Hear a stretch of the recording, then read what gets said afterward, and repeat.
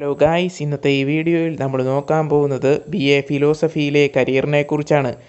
ഈ വീഡിയോയിൽ നമ്മൾ പ്രധാനമായി നോക്കാൻ പോകുന്നത് ഈ കോഴ്സുമായി ബന്ധപ്പെട്ട 10 തൊഴിൽ മേഖലകൾ. ഈ കോഴ്സിൽ ചേരുവാനുള്ള യോഗ്യത.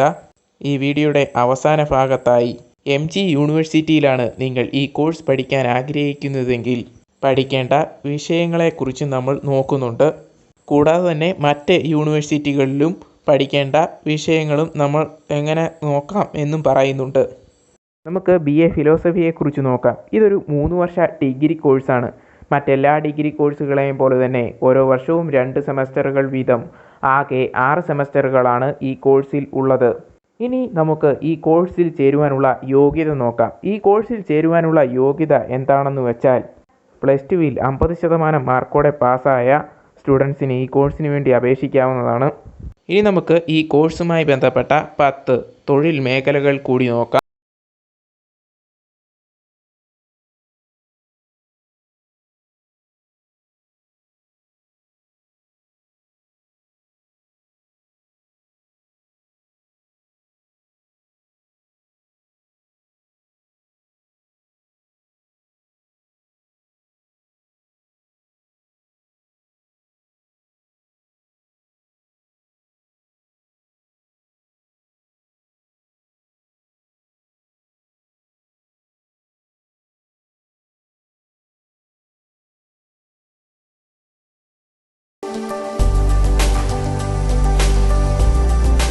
കോഴ്സുമായി ബന്ധപ്പെട്ട സിലബസ്, സബ്ജക്റ്റ് തുടങ്ങിയവയെല്ലാം അറിയാൻ വേണ്ടി വീഡിയോയുടെ ഡിസ്ക്രിപ്ഷനിൽ കൊടുത്ത ലിങ്ക് വഴി നിങ്ങൾക്ക് കയറി നോക്കാവുന്നതാണ്.